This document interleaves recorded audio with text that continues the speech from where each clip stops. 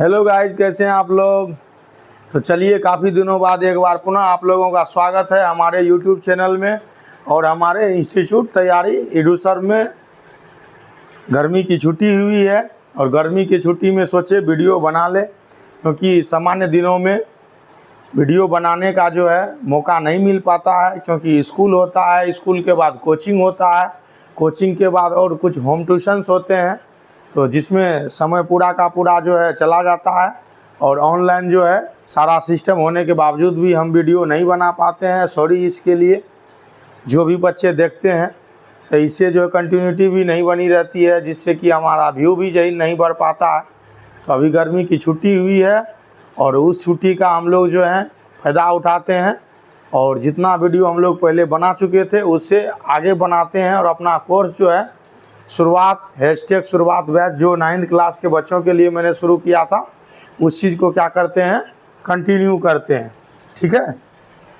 जो बच्चे हमसे ऑफलाइन पढ़ना चाहते हैं वो हमारे कोचिंग में आ सकते हैं। हमारा कोचिंग जो है वो Bal Bharti road Banmankhi main market में है। ठीक है। तो आप वहाँ आइए, वहाँ आप पढ़िए। अभी बैच चल रहा है। अभी बैच का जो टाइम है वो टाइम हम आपको बता दे रहे हैं। अभी जो बैच का टाइम है वो टाइम है 5 से 6 शाम में टाइम है। और ये जो है क्लास 9th के बच्चों के लिए ये बैच है। ठीक है। इसमें हम लोग जो है अभी काफ़ी कुछ नहीं पढ़े हैं। अभी फ़िलहाल जो है केमिस्ट्री चल रहा है और केमिस्ट्री का जो है पहला चैप्टर हम लोग यहाँ क्या किए हैं, शुरू किए हुए हैं। तो आप जो है हमसे ऑफलाइन भी आके पढ़ सकते हैं। बाकी ऑनलाइन वीडियो जो है हम अपने प्रमोशन के लिए, प्रचार प्रसार के लिए बनाते हैं, और ताकि ये चीज़ जो है सोशल मीडिया के दौर में भी क्या कर सके, लोगों के नज़र में रहे, लोग इसे देखें और देखने के बाद जो है ऑफलाइन हमारे बच्चे को भेजें। क्योंकि ऑनलाइन हम लोगों को कोई लाभ नहीं है, मतलब आर्थिक लाभ नहीं है। ये प्रमोशन के लिए, प्रचार प्रसार के लिए, लोगों को ये पता चले कि टीचिंग स्टाइल किस तरह से है, किस तरह से पढ़ाते हैं। तो इन सब चीज़ों के लिए हम लोग करते हैं। तो चलिए हम लोग शुरू करते हैं। ठीक है। तो हम लोग शुरू करते हैं। इससे पहले मैंने आपको पढ़ाया था किसके बारे में, तो रदरफोर्ड का जो नाभिक मॉडल है उसके बारे में मैंने पढ़ाया था। आज जो हम लोग पढ़ने जा रहे हैं वो पढ़ने जा रहे हैं बोर का परमाणु मॉडल। क्या पढ़ने जा रहे हैं? बोर का परमाणु मॉडल। नील्स बोर का नाम आप सुने होंगे।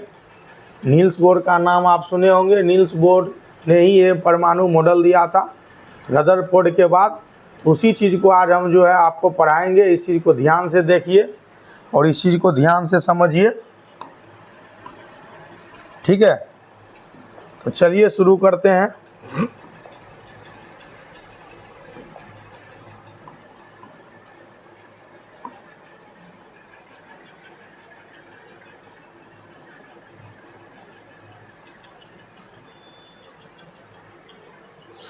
तो ये जो चैप्टर आप देख रहे हैं ये चैप्टर है हमारा परमाणु संरचना। परमाणु कैसा दिखता है, उसके अंदर कौन कौन से कण होते हैं, उस कण का अपना क्या गुण होता है, वो सारी चीज़ें जो है हम लोग पढ़े हुए हैं। और पढ़ते पढ़ते जो है 3-4 मॉडल के बारे में भी पढ़ लिए हैं। ये जो मॉडल है बोर का परमाणु मॉडल, ये लास्ट मॉडल है। उसके बाद हम लोग जो है फिर अगले चैप्टर को पढ़ेंगे, जानेंगे। पीछे का जो वीडियो नहीं देखे हैं आप वहाँ से देख सकते हैं इस वीडियो के लिंक के लिए, इस वीडियो में जुड़ने के लिए। तो चलिए शुरू करते हैं। तो आज का जो हम लोगों का टॉपिक है वो टॉपिक है बोर का परमाणु मॉडल। बोर कौन थे? तो इनका पूरा नाम है नील्स बोर। ठीक है। ये देखिए यहाँ पे लिखा हुआ है, इनका पूरा नाम नील्स बोर है। और ये बहुत बड़े साइंटिस्ट थे। खास करके परमाणुओं के अवयवों के जो खोज हैं, उनके गुण हैं, उनमें काफ़ी इनका योगदान है। रदरफोर्ड परमाणु मॉडल की कमी का निवारण करने के लिए, मतलब रदरफोर्ड के जो परमाणु मॉडल थे उस मॉडल को क्या करने के लिए, दूर करने के लिए, क्या करने के लिए, दूर करने के लिए नील्स बोर ने अपना परमाणु मॉडल दिया। नील्स बोर ने अपना परमाणु मॉडल दिया और 1912 में परमाणु के बारे में अपना मॉडल प्रस्तुत करते हुए उन्होंने बताया, क्या बताया, सबसे पहला, इलेक्ट्रॉन केवल कुछ निश्चित कक्षा में ही चक्कर लगा सकते हैं, जिन्हें इलेक्ट्रॉन की निर्धारित कक्षा कहते हैं। बिल्कुल सही बात है। एक विद्यालय में जब बच्चे पढ़ते हैं तो क्या सब एक ही कक्षा में बैठ जाते हैं? क्या वो सारे बच्चे एक ही क्लास के होते हैं? नहीं, कोई 2 में पढ़ते हैं, कोई 3 में पढ़ते हैं, कोई 4 में पढ़ते हैं, फिर उसका सेक्शन होता है, 2 का ही section A, section B, section C. ठीक उसी प्रकार एक परमाणु के अंदर जितने इलेक्ट्रॉन होते हैं वो इलेक्ट्रॉन एक कक्षा में चक्कर नहीं काटते हैं, बल्कि अलग अलग कक्षा में चक्कर काटते हैं। कुछ इलेक्ट्रॉन पहला कक्षा में चक्कर काटते हैं, कुछ इलेक्ट्रॉन दूसरा कक्षा में चक्कर काटते हैं, और कुछ इलेक्ट्रॉन तीसरा कक्षा में चक्कर काटते हैं। और अलग अलग कक्षा में जो चक्कर काटेंगे उसकी संख्या जो है क्या होती है? फिक्स होती है, जो 2n² से पता चलता है। हम लोग बारी बारी से एक एक चीज़ को देखेंगे। चलिए, तो पहला पॉइंट हम लोगों ने क्लियर किया कि रदरफोर्ड का परमाणु मॉडल जो था उसमें जो गड़बड़ी थी, उस गड़बड़ी को दूर करने के लिए नील्स बोर ने अपना परमाणु मॉडल दिया, और जिसमें पहला पॉइंट क्या है कि इलेक्ट्रॉन केवल निश्चित कक्षा में चक्कर काटती है, और उस कक्षा को हम लोग क्या कहते हैं? उस इलेक्ट्रॉन का निर्धारित कक्षा कहते हैं, पहला। दूसरा, इन निर्धारित कक्षाओं में चक्कर लगाते हुए इलेक्ट्रॉन अपनी ऊर्जा विकिरण नहीं करते हैं। इलेक्ट्रॉन जब उस कक्षा में चक्कर लगाते हैं तो इलेक्ट्रॉन अपना ऊर्जा को नहीं खोते हैं। इससे पहले हम लोगों ने पढ़ा कि इलेक्ट्रॉन जब चारों ओर चक्कर लगाती है तो अपना ऊर्जा को खो देती है, और चक्कर लगाते लगाते नाभिक से आके टकरा जाती है, जिससे क्या होता है? पूरा का पूरा परमाणु का ही विनाश हो जाता है, पूरा का पूरा परमाणु ही नष्ट हो जाता है। इसलिए रदरफोर्ड का परमाणु मॉडल फ्लॉप हो गया। अगर चक्कर काटने के दौरान आप टकरा ही गए, आपका विनाश ही हो गया, पूरा सिस्टम ही ध्वस्त कर दिए, तो वो मॉडल किस काम का? उस मॉडल की त्रुटि को दूर किया, और दूसरा पॉइंट में ये बताया। अब चलिए, किसी परमाणु के इलेक्ट्रॉन की ऊर्जा में बदलाव इन इलेक्ट्रॉन की कक्षाओं में स्थानांतरण के कारण होता है। अब सपोज कीजिए ये पहला कक्षा है, सेल 1 है, ये दूसरा कक्षा है, ये सेल 2 है, ये तीसरा कक्षा है, ये सेल 3 है। अब इस कक्षा से इलेक्ट्रॉन अगर इस कक्षा में जाएगा तब इसके ऊर्जा में परिवर्तन होगा, या इस कक्षा से इलेक्ट्रॉन इस कक्षा में आएगा तब इसके ऊर्जा में परिवर्तन होगा। लेकिन अगर एक ही कक्षा में इलेक्ट्रॉन चक्कर काटेगा तो उसके ऊर्जा में कोई भी परिवर्तन नहीं होगा। इस चीज़ को ध्यान में रखना है। तो चलिए, अब हम लोग आगे बढ़ते हैं चीज़ों को पढ़ते हुए। तो ये देखिए, नील्स बोर का परमाणु मॉडल है। ये जो आप सामने देख रहे हैं ये नील्स बोर का परमाणु मॉडल है। अब देखिए यहाँ लिखा हुआ है बोर का परमाणु मॉडल, ये आपको दिख रहा है। ये प्लस जो है ये नाभिक है, इस चीज़ को हम लोग न्यूक्लियस कहते हैं। उसके बाद ये N1 है, ये पहला कक्षा है, ये N2 है, दूसरा कक्षा है, ये N3 है, ये तीसरा कक्षा है। पहला कक्षा को K कहते हैं, दूसरा कक्षा को L कहते हैं, तीसरा कक्षा को M कहते हैं। ये जो मॉडल है ये KLMN मॉडल है, इस चीज़ को ध्यान में रखना है। ये क्या है? तो ये कक्षा का सिंबल है, कक्षा का सिंबल है। जैसे K का मतलब हो गया पहला कक्षा, L का मतलब क्या हो गया? दूसरा कक्षा। तो ये आपको ध्यान में रखना है, इस चीज़ को आपको समझना है, ठीक है। यहाँ देखिए लिखा हुआ है N1, N2, N3, ये है ऊर्जा का अवशोषण। ऊर्जा का अवशोषण होगा जब ये N2 से कहाँ जाएगा? N3 पे जाएगा, तो ऊर्जा का अवशोषण होगा, समझे। लेकिन इसका उल्टा चलिए, जब ये N3 से N2 पे जाएगा तब ऊर्जा का विकिरण होगा। डैट मीन्स ऊर्जा क्या होगा? निकलेगा, ऊर्जा का उत्सर्जन होगा। तो इस चीज़ को क्या करना है?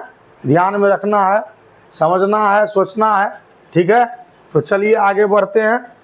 अब है परमाणु संख्या, सबसे इम्पोर्टेंट चीज़ है परमाणु संख्या, ठीक है।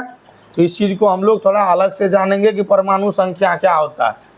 सपोज कीजिए ये एक परमाणु है और ये इसका क्या है? नाभिक है। ये इसका क्या है? नाभिक है, जिस चीज़ को हम लोग क्या कहते हैं, न्यूक्लियस कहते हैं।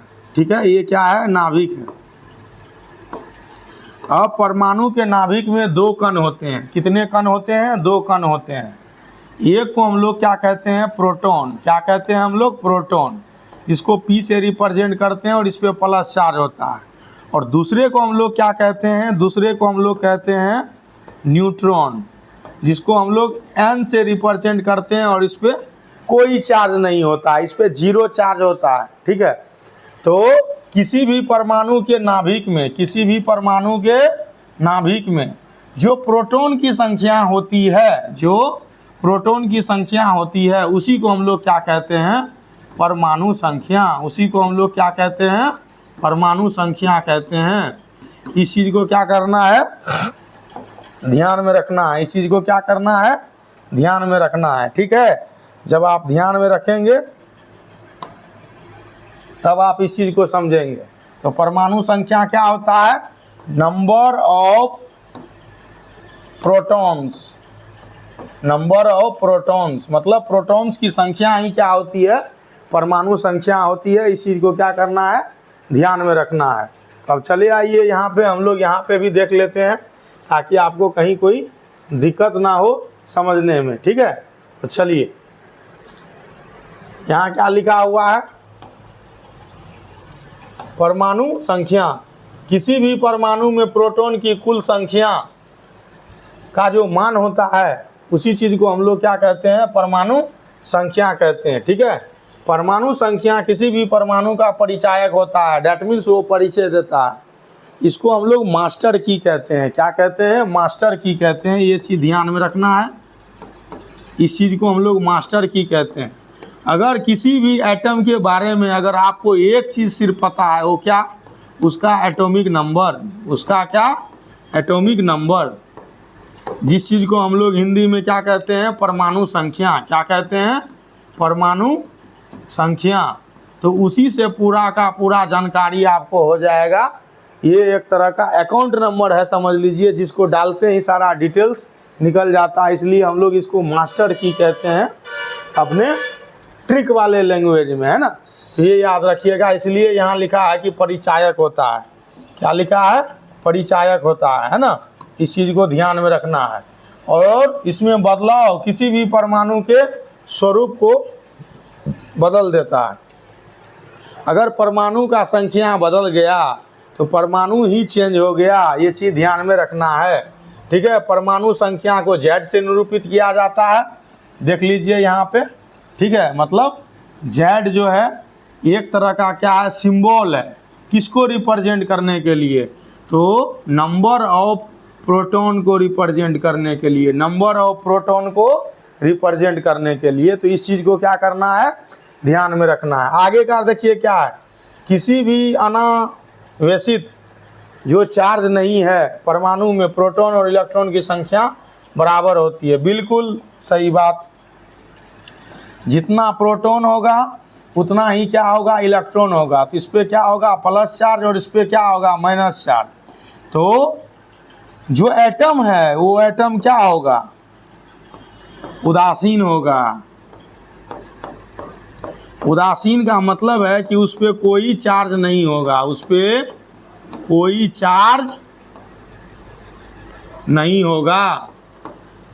इस चीज़ को क्या करना है, ध्यान में रखना है। क्योंकि पहले ये सब चीज़ बता चुके हैं, तो अभी ज़्यादा डिटेल्स में हम जा नहीं सकते हैं। ठीक है, लेकिन आप जब देखिएगा तो समझ जाइएगा, है ना। परमाणु संरचना चैप्टर से पहले जो तीसरा चैप्टर है 9th क्लास का, वो है परमाणु के कण। परमाणु के कण में बहुत ही विस्तार से मैंने बताया है, आप वहाँ से देख सकते हैं। और ये सारा वीडियो जो है प्लेलिस्ट में है, 9th क्लास के ही प्लेलिस्ट में है। ये चीज़ ध्यान में रखना है। और दूसरा जो मोस्ट इम्पोर्टेंट चीज़ है वो है द्रव्यमान संख्या। वो क्या है, द्रव्यमान संख्या। परमाणु संख्या तो आप समझ लिए, अब दूसरा चीज़ समझिए, द्रव्यमान संख्या। ठीक है, किसी भी, ये तो हो गया, द्रव्यमान संख्या को हम लोग लेके चलते हैं। द्रव्यमान संख्या परमाणु के नाभिक में मौजूद प्रोटॉन और न्यूट्रॉन की संख्या का जोड़ होता है। कहने का मतलब क्या है कि ये नाभिक है, ये पहला कक्षा है। ठीक है, अब इसमें क्या है, प्रोटॉन है और इसमें क्या है, न्यूट्रॉन है। इसी की जो कुल संख्या होगी, सपोज कीजिए कि 5 प्रोटॉन है और 4 न्यूट्रॉन है, तो टोटल कितना हो गया, 9। यही 9 क्या हो गया, यही 9 क्या हो गया, मास नंबर। इसी 9 को हम लोग क्या कहते हैं, मास नंबर कहते हैं।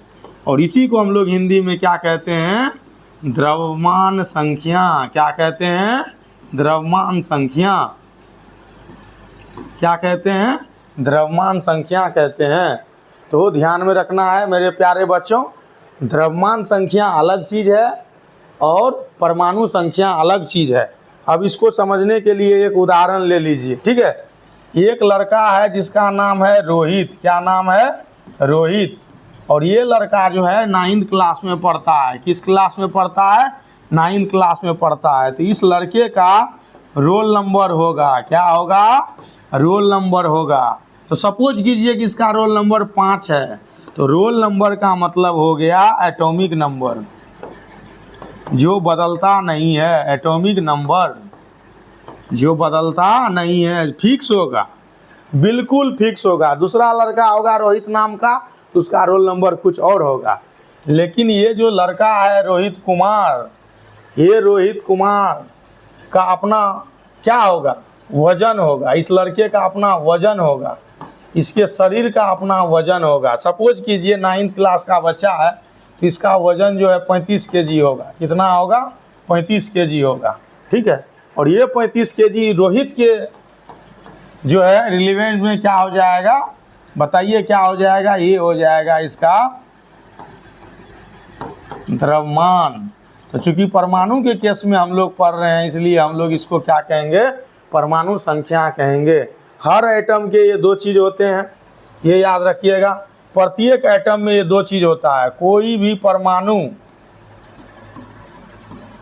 को जानने के लिए 2 चीज़ जानना जरूरी है। एक परमाणु की संख्या, परमाणु की संख्या जिसको हम लोग क्या कहते हैं, एटॉमिक नंबर कहते हैं। क्या कहते हैं, एटॉमिक नंबर कहते हैं। और दूसरा एटॉमिक मास, एटॉमिक मास जो लगभग होता है किसके, मास नंबर के, मास नंबर के। अधिकांश जो हमारे साथी शिक्षक हैं, जो विद्यार्थी हैं, उनको ये अंतर समझ में नहीं आता है। एटॉमिक मास अलग चीज़ होता है और मास नंबर अलग चीज़ होता है। इस बात को ध्यान में रखना है, ये दोनों अलग अलग चीज़ है, ठीक है। तो इस चीज़ को मैंने आपको बताया, इसी चीज़ को मैंने बताया आपको, किसे हम लोग मास्टर की कहते हैं। क्या कहते हैं, मास्टर की कहते हैं। इससे पूरा कुंडली का पता चल जाता है परमाणु के बारे में। कहने का मतलब है कि एटॉमिक नंबर जो है कुंडली का क्या है, मेन चीज़ है। ये जन्म तिथि हो गया आपका। तो चलिए ज़्यादा इस चीज़ पे हम लोग डिस्कशन नहीं करते हैं, हम लोग अपना जो वीडियो है उस पर आ जाते हैं, ठीक है। इस चीज़ को समझते हैं। तो द्रव्यमान संख्या का मतलब क्या हो गया, द्रव्यमान संख्या का मतलब हो गया कि नाभिक में जो प्रोटॉन है और नाभिक में जो न्यूट्रॉन है, उसकी जो कुल संख्या है, उसी चीज़ को हम लोग क्या कहते हैं, द्रव्यमान संख्या कहते हैं, ठीक है। अब देखिए द्रव्यमान संख्या यहाँ दिया हुआ है। द्रव्यमान संख्या बराबर प्रोटॉन की संख्या प्लस न्यूट्रॉन की संख्या। द्रव्यमान संख्या को ए से रिप्रेजेंट किया जाता है। तो ये बराबर क्या हो जाएगा, number of proton plus number of neutron. ये हो गया क्या, फॉर्मूला किस चीज़ का, ठीक है, द्रव्यमान संख्या का। किसका, द्रव्यमान संख्या का। इसको हम लोग इंग्लिश में क्या कहते हैं, मास नंबर कहते हैं। क्या कहते हैं, मास नंबर कहते हैं। तो इस चीज़ को क्या करना है, ध्यान में रखना है। तो 2 इम्पोर्टेंट चीज़ हम लोगों ने यहाँ से पढ़ा। क्या क्या, एक तो हम लोगों ने पढ़ा द्रव्यमान संख्या और दूसरा हम लोगों ने पढ़ा परमाणु द्रव्यमान। क्या पढ़ा, परमाणु द्रव्यमान। अब इसी चीज़ को हम लोग क्या करेंगे और डिटेल से जानेंगे, डिटेल से देखेंगे। चलिए 5 एग्जाम्पल आप देख लीजिएगा, तो 5 एग्जाम्पल में आपका सारा का सारा जो डाउट है वो क्लियर हो जाएगा। चलिए ये रहा, परमाणु का प्रस्तुतिकरण। किसी भी परमाणु को किस तरह से हम लोग रिप्रेजेंट करते हैं। जैसे सपोज कीजिए कि ये दिया है E for element, ELEMENT, ENT, element. Element का मतलब होता है तत्व। ये तत्व के ही जो कण होते हैं उस चीज़ को हम लोग क्या कहते हैं, परमाणु। क्या कहते हैं उसको, परमाणु।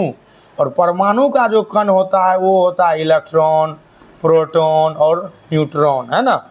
इस चीज़ को क्या करना है, ध्यान में रखना है, ठीक है। इस चीज़ को क्या करना है, ध्यान में रखना है। तो चलिए, E4 क्या हो गया, एलिमेंट। E4 क्या हो गया, एलिमेंट, है ना। और एलिमेंट में दो चीज़ मोस्ट इम्पोर्टेंट है, पहला द्रव्यमान संख्या और दूसरा परमाणु संख्या, है ना। ये दोनों के दोनों चीज़ बहुत ही इम्पोर्टेंट है। अगर किसी एलिमेंट को हम लोग क्या करते हैं दोस्तों, ई से रिप्रेजेंट करते हैं, ई से, तो ए जो है ऊपर में लिखा जाता है और जेड जो है नीचे में लिखा जाता है। ठीक उसी प्रकार एक्स से रिप्रेजेंट किया जाता है किसी भी एटम को, किसी भी एटम को, जो इससे पहले वाले वीडियो में हम आपको बताए हुए हैं। तो यहाँ जेड लिखते हैं और यहाँ पे ए लिखते हैं, है ना। ये क्या हो गया, ये एटम का सिंबल हो गया, ये एटम का सिंबल हो गया।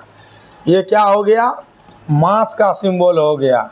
और ये क्या हो गया, नंबर का सिंबल हो गया। किसका नंबर भाई, तो एटम का नंबर। ये एटम का मास हो गया और ये एटम का नंबर हो गया। ये एटॉमिक नंबर और एटॉमिक मास, ठीक है। तो चलिए हम लोग आगे बढ़ते हैं, देखते हैं, समझते हैं, ठीक है।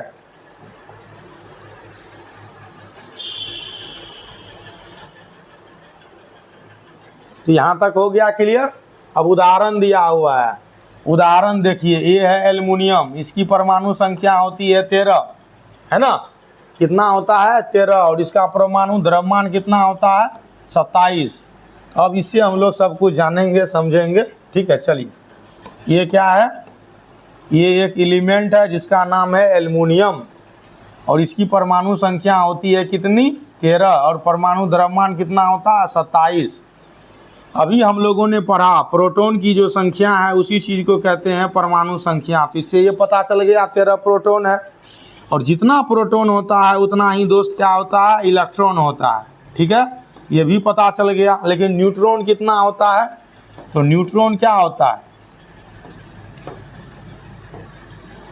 प्रोटॉन के बराबर होता है या प्रोटॉन से अधिक होता है। तो उसका सिंपल सा फॉर्मूला होता है, क्या सिंपल फॉर्मूला होता है, A माइनस जेड बराबर N। ये फॉर्मूला होता है। मतलब द्रव्यमान संख्या 27 है, परमाणु संख्या 13 है, उसमें से इसको घटा देंगे तो आ गया 14। ये 14 क्या हो गया, ये 14 हो गया न्यूट्रॉन की संख्या। ये 14 क्या हो गया, ये 14 हो गया न्यूट्रॉन की संख्या। इसका क्या मतलब है कि ये जो आपका एलिमेंट है एल्युमिनियम, इसमें न्यूट्रॉन कितना है, तो न्यूट्रॉन 14 है और प्रोटॉन कितना है, तो 13 है। जब ये दोनों को जोड़ेंगे तो ये हो जाएगा 27। क्यों, क्योंकि प्रोटॉन प्लस न्यूट्रॉन की संख्या ही क्या होती है, मास, जिसको हम लोग मास नंबर कहते हैं। क्या कहते हैं, मास नंबर कहते हैं। तो ये सब चीज़ जानना बहुत ही ज़रूरी है। अगर ये सब चीज़ नहीं आ रहा है तो आप पढ़ना लिखना छोड़ दीजिए, क्योंकि आपसे हो नहीं पाएगा। क्यों, क्योंकि जब आप आगे साइंस लेके पढ़िएगा तो वहाँ ये सब चीज़ जो है अल्फ़ाबेट्स के जैसे है, ककारा के जैसे है। क्योंकि केमिस्ट्री जो है सबसे ख़तरनाक सब्जेक्ट है। ये आप अपने भेजा में घुसा लीजिए और इसके लिए समझ बहुत ज़्यादा ज़रूरी है, जानना ज़रूरी है। अब सवाल देखिए, निम्नलिखित परमाणु में प्रोटॉन, इलेक्ट्रॉन और न्यूट्रॉन की संख्या बताइए। ये आपका सवाल है। और इसमें एक एलिमेंट आपको दे दिया है, इस एलिमेंट का नाम है क्लोरीन। क्या नाम है, क्लोरीन। और क्लोरीन की संख्या 17 होती है और इसका परमाणु द्रव्यमान 35 होता है, ठीक है। तो अब कैसे निकालिएगा, तो P बराबर कितना हो जाएगा, 17 हो जाएगा। जितना P होता है उतना ही क्या होता है, E होता है, डैट मीन्स इलेक्ट्रॉन होता है। ये भी 17 हो जाएगा। न्यूट्रॉन क्या होता है, ऊपर में से नीचे को घटा देना है, डैट मीन्स ए में से जो है जेड को घटा देना है। तो 35 में से क्या करना है, 17 घटा दीजिए। यहाँ कितना हो जाएगा, 18 हो जाएगा। तो न्यूट्रॉन का संख्या कितना निकल गया, 18 निकल गया।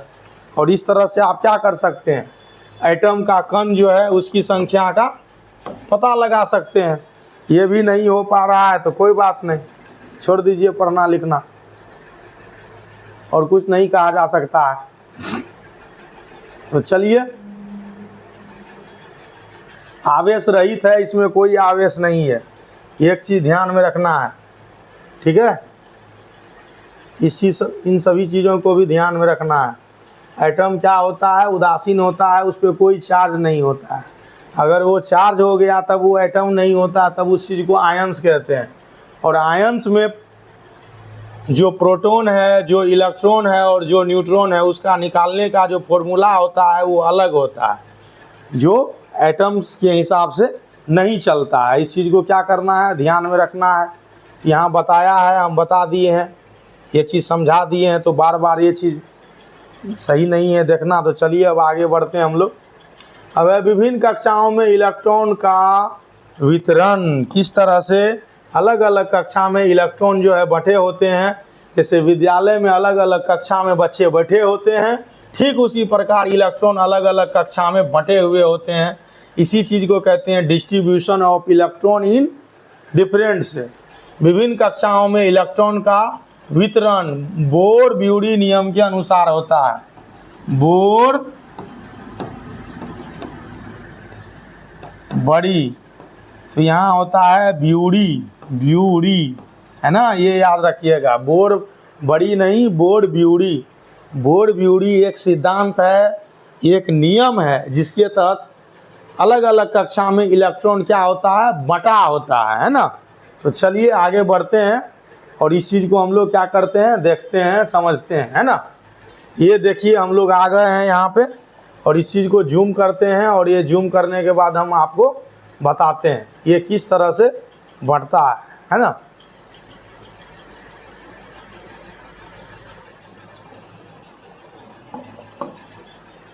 तो निम्नलिखित तरीके से बताया जा सकता है। पहला, इलेक्ट्रॉन का परमाणु में वितरण 2n²। ठीक अभी से 10 मिनट पहले मैंने आपको बताया था कि 2n² एक फॉर्मूला है जिससे इलेक्ट्रॉन बढ़ता है, जिससे इलेक्ट्रॉन बढ़ता है। किसमें, अलग अलग कक्षा में, अलग अलग कक्षा में। ये जो n देख रहे हैं प्यारे, ये n कक्षा की संख्या है, जहाँ n कक्षा की संख्या है, और 2n² इलेक्ट्रॉन की अधिकतम संख्या है जो किसी भी कक्षा में समाहित हो सकती है। उतना मैक्सिमम इलेक्ट्रॉन वहाँ तक पहुँच सकता है, उसमें हो सकता है। अगर उससे भी कम रहे तो चलेगा, उससे अधिक कभी नहीं हो पाएगा। सपोज कीजिए किसी विद्यालय के एक कक्षा में 50 बच्चा का क्या है, क्षमता है, तो 50 बच्चा तो रह ही सकता है, कहीं कोई दिक्कत नहीं है। लेकिन अगर 45 है तो कोई दिक्कत नहीं, 40 है कोई दिक्कत नहीं। लेकिन दिक्कत कब होगा, जब 50 के बजाय उसमें 55 बच्चा आ जाएगा, तब दिक्कत हो जाएगा। उसकी कैपेसिटी फेल हो जाएगी, बैठने में दिक्कत हो जाएगा, समस्या उत्पन्न हो जाएगा। तो बोर ब्यूरी जो सिद्धांत है, वो सिद्धांत कहती है कि किसी भी कक्षा में इलेक्ट्रॉन का जो संख्या होगा वो 2n² पे होगा, वो 2n² पे होगा, जहाँ n क्या होगी, कक्षा की संख्या होगी। और इससे पता लगाया जाता है कि अलग अलग कक्षा में कितने इलेक्ट्रॉन होते हैं, अलग अलग कक्षा में नंबर्स ऑफ इलेक्ट्रॉन कितना होता है। ये सारी चीज़ें हैं, इन सब चीज़ों को देखना होगा, समझना होगा। चलिए अब हम लोग आ जाते हैं। जैसे पहला कक्षा होता है कि, दूसरा कक्षा L होता है, तीसरा कक्षा M होता है, चौथा कक्षा N होता है। जब मैंने वीडियो शुरू किया था तो सबसे पहले यही बताया था आपको। अब इस फॉर्मूला का इस्तेमाल कैसे करते हैं उस चीज़ को देखिए। फॉर्मूला का इस्तेमाल कैसे करना है, 2n², तो 2 तो 2 ही रहेगा। पहला कक्षा पे वर्ग लगाइए, 2, 1 का वर्ग 1 होना है, 2 से गुना कीजिएगा तो क्या हो जाएगा, 2 होगा। इसका क्या मतलब हुआ कि K का जो क्षमता होता है वो 2 इलेक्ट्रॉन का होता है, इसका मतलब ये हुआ। ठीक इसी प्रकार आगे हम लोग देखते हैं।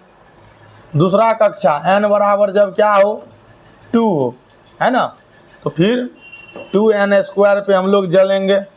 2 तो 2 देंगे ही, n के जगह पे 2 का स्क्वायर करेंगे तो कितना हो गया, 2 दूना 4 और 4 दूना 8। इसका क्या मतलब हुआ, L जो कक्षा है उस कक्षा में जो मैक्सिमम इलेक्ट्रॉन होगा वो कितना होगा, 8 होगा। इसी तरह से हम लोग L के बाद किस पे जाएंगे, K L M N O P Q, इस तरह से हम लोग आगे बढ़ेंगे। इसके बाद हम लोग चले जाएंगे किस पे, M पे। M कौन सा कक्षा है भाई, तीसरा कक्षा है। तो तीसरा कक्षा का फॉर्मूला सेट कीजिए, 2 n के जगह पे 3 का स्क्वायर कर दीजिए। 2 गुना 3 का स्क्वायर 9 होता है, 9 दूना 18, इसका मतलब 18 इलेक्ट्रॉन होगा किसमें, M में। तो इस तरह से आप क्या कर सकते हैं, निकाल सकते हैं, है ना। इस तरह से आप निकाल सकते हैं और यहाँ निकाल के दिखाया हुआ है, देख लीजिए अच्छे से। तो एक एक चीज़ों को समझिए, आगे बढ़िए, ठीक है। पहला कक्षा में कितना इलेक्ट्रॉन, 2 इलेक्ट्रॉन। दूसरा कक्षा में 8 इलेक्ट्रॉन। तीसरा कक्षा में 18 इलेक्ट्रॉन। चौथा कक्षा में 32 इलेक्ट्रॉन। इलेक्ट्रॉन की अधिकतम संख्या जो किसी कक्षा में समाहित हो सकती है, वो पर्टिकुलर कक्षा में उतना मैक्सिमम इलेक्ट्रॉन होगा। उससे कम भी होगा तो कोई दिक्कत नहीं है, उससे अधिक तो होगा ही नहीं, ये याद रखना है। दूसरा, इस सिद्धांत के अनुसार दूसरा नियम, किसी परमाणु की आखिरी कक्षा में, कहने का मतलब है उस परमाणु में जो लास्ट सेल होगा, क्या होगा, लास्ट सेल होगा, उसमें जो अधिकतम इलेक्ट्रॉन होगा वो 8 होगा। 8 से ज़्यादा इलेक्ट्रॉन रखने का उसका क्षमता नहीं होगा। जबकि आखिरी से दूसरी कक्षा में 18 से ज़्यादा इलेक्ट्रॉन नहीं हो सकते हैं। उस स्थिति में जब भी इस कक्षा में 18 से ज़्यादा इलेक्ट्रॉन रखने की क्षमता हो, ठीक है, तो इस चीज़ को आपको क्या करना पड़ेगा, समझना पड़ेगा। पहला कक्षा, दूसरा कक्षा, तीसरा कक्षा, इस तरह से हम लोग क्या करेंगे, इलेक्ट्रॉन को बांटने का जो प्रक्रिया है उस चीज़ को हम लोग समझेंगे, है ना। जैसे देख लीजिए, यहाँ उदाहरण दे दिया है कैल्शियम का। तो ये छोटा छोटा दिखेगा, हम आपको बड़ा करके दिखाते हैं। ये है कैल्शियम, इसका परमाणु संख्या कितना होता है, 20 होता है। इसका मतलब है कि इसमें इलेक्ट्रॉन की संख्या कितनी है, 20 है ना। तो पहला कक्षा हो गया K, दूसरा कक्षा L, तीसरा कक्षा M और चौथा कक्षा क्या हो गया, N हो गया। पहला कक्षा में कितना इलेक्ट्रॉन जाएगा, 2 इलेक्ट्रॉन जाएगा। दूसरा कक्षा में 8 इलेक्ट्रॉन जाएगा। तीसरा कक्षा में भी 8 इलेक्ट्रॉन जाएगा। तो 2 8 8 18 बच गया 2 इलेक्ट्रॉन जो लास्ट कक्षा में जाएगा। तो इस फॉर्मूला के हिसाब से हम लोग क्या करते हैं, इलेक्ट्रॉन को सजाते हैं। इसका क्षमता 2 का है, 2 दे दिए। इसका क्षमता कितने का है, इसका क्षमता है कितने का, 8 का, 8 दे दिए। जो सेकेंड लास्ट है उसमें उसका क्षमता कितने का, 18 का, लेकिन 18 इलेक्ट्रॉन रहेगा तब तो आप देंगे। तो सेकेंड लास्ट में हमेशा जो इलेक्ट्रॉन देते हैं वो जो उसका क्षमता है उसके हिसाब से नहीं देते हैं, बल्कि लास्ट कक्षा को देखते हुए इलेक्ट्रॉन हम लोग देते हैं। जैसे 18 है क्षमता तो 18 नहीं दे सकते हैं। अगर यहाँ आप 18 इलेक्ट्रॉन दे दिए और ये 2 दे दिए, 18 2 20 यहीं हो गया। ये 2 जो पहले का कक्षा ये क्या करेगा, शॉर्ट कर जाएगा। तो ये नियम ही फ्लॉप हो जाएगा। इस बात का भी आपको क्या करना है, ख्याल रखना है कि नियम को किसी भी स्थिति में आपको फ्लॉप नहीं करना है, ठीक है। फिर से एक बार आप सुनिए, तब आपको समझ में आएगा कि ये क्या क्या रहा है।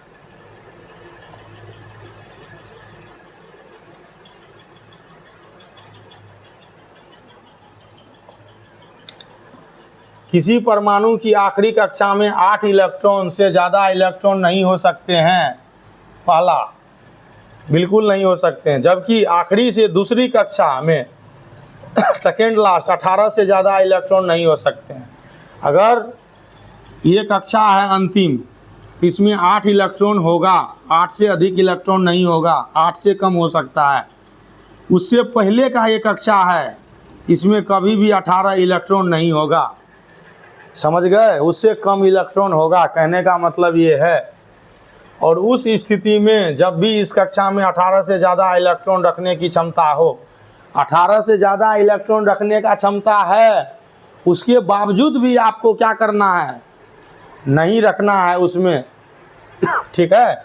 ये देखिए, पहला में 2, दूसरा में 8, तीसरा में हम लोग 10 रख सकते थे।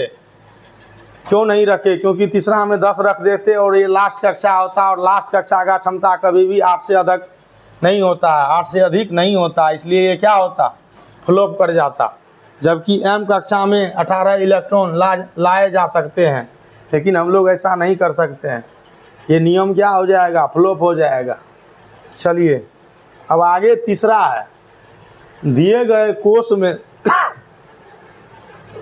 जब तक नहीं आएंगे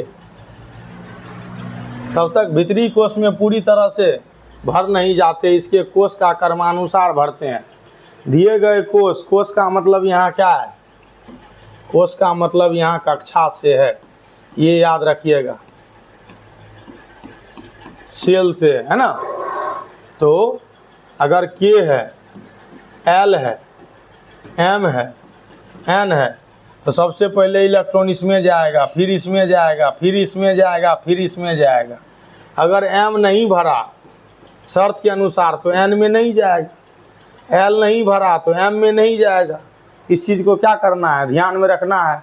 तो दिए गए कोष में इलेक्ट्रॉन तब तक नहीं जाएंगे जब तक कि उससे पहले या भीतरी कोष में वो भर ना जाए, है ना। तो इस चीज़ का भी क्या करना है, आपको ख्याल रखना है, इस चीज़ को भी क्या करना है, आपको समझना है, ठीक है।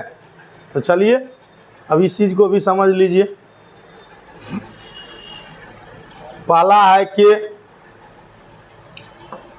के से हम लोग किस चीज़ को रिप्रेजेंट करते हैं, पोटासियम को रिप्रेजेंट करते हैं। एल से एल्युमिनियम को, एफ से फ्लोरीन को, एन से नियोन को, Na से सोडियम को। इसमें देखिए परमाणु का संख्या कितना है, 19। तो पहला कक्षा में 2, दूसरा कक्षा में 8, फिर 8, 2, 8, 10, 18 और 1 हो गया। अब उसके बाद एल्युमिनियम है 13 को कैसे सजाएंगे, 2, 8, 10, 3, 13। उसके बाद क्या है, फ्लोरीन का होता है 9, 2 और उसके बाद जो बच गया वो इसमें चले जाएगा। क्षमता 8 का है लेकिन बचा 7, तो 7 दे दीजिए, कोई दिक्कत नहीं है। ये है नियोन की परमाणु संख्या 10 होती है। पहला कक्षा में 2 जाएगा, दूसरा कक्षा में 8 जाएगा, है ना। अब 8 था तो 8 दे दिए, और जैसे ही किसी परमाणु के लास्ट कक्षा में 8 इलेक्ट्रॉन हो जाएगा, ठीक है, वो क्या हो जाएगा, वो स्टेबल हो जाएगा। वो याद रखिएगा, वो क्या होगा, वो स्टेबल हो जाएगा, ठीक है। वो क्या होगा, स्टेबल हो जाएगा, वो किसी से अभिक्रिया नहीं करेगा, ठीक ना, ये याद रखना है आपको। वो क्या हो जाएगा, अक्रिय हो जाएगा। इस चीज़ का क्या करना है, ध्यान रखना है। उसके बाद है सोडियम का परमाणु संख्या 11 होता है। पहला कक्षा में 2 होगा, दूसरा में 8 होगा, 1 बच जाएगा जो तीसरा कक्षा में होगा। शर्त के अनुसार से अगर ये कक्षा नहीं भरेगा तो इसमें इलेक्ट्रॉन नहीं जाएगा, अगर ये कक्षा नहीं भरेगा तो इसमें इलेक्ट्रॉन नहीं जाएगा। ये है तीसरा शर्त, समझ गए। तो चलिए हम लोग बोर का परमाणु मॉडल भी देख लिए और बोर ब्यूरी सिद्धांत को भी देख लिए कि किस तरह से इलेक्ट्रॉन जो है अलग अलग कक्षा में जाता है। और ये चार्ट है, ये चार्ट जो है दिया गया है, इसी चार्ट के सहारे आपको क्या करना है, पढ़ना है। इसको हम सीधा कर दे रहे हैं।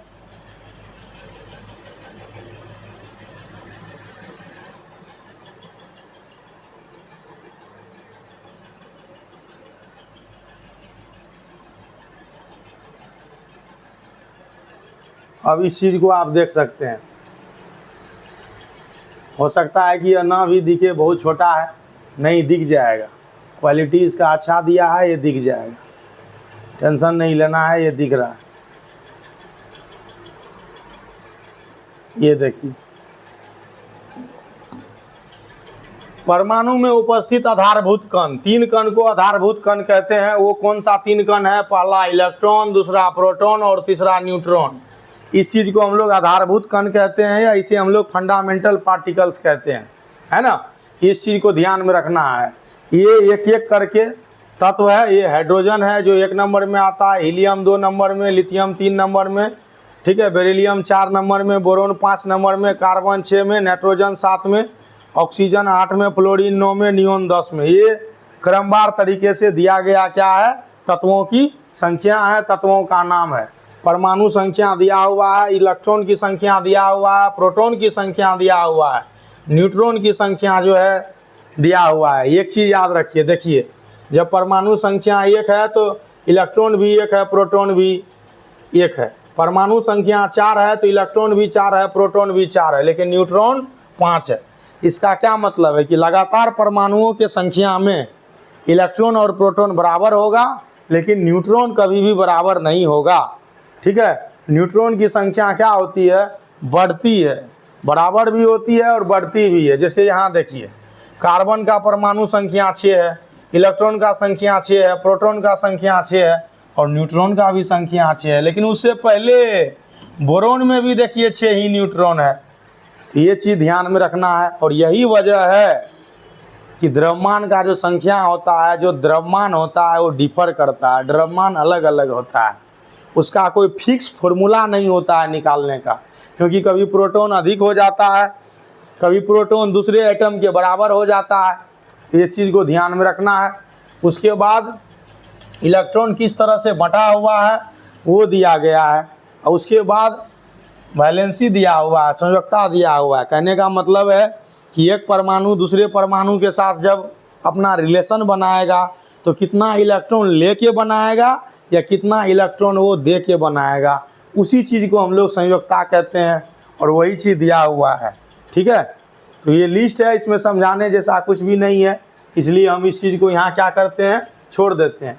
अब अगले वीडियो में हम लोग देखेंगे कि वैलेंस शेल क्या होता है, वैलेंसी क्या होता है, और किस तरह से ये क्या करते हैं, एक एटम दूसरे एटम को अपना इलेक्ट्रॉन साझा करते हैं। तो आज के लिए इतना ही, चलिए फिर मिलते हैं। वीडियो अगर अच्छा लगे तो हमारे जो चैनल हैं उसको क्या करना है, सब्सक्राइब करना है, वीडियो को लाइक करना है, वैसे बच्चों तक शेयर करना है जो बच्चे ये पढ़ते हैं। ठीक है, पुनः मिलते हैं। जय हिंद।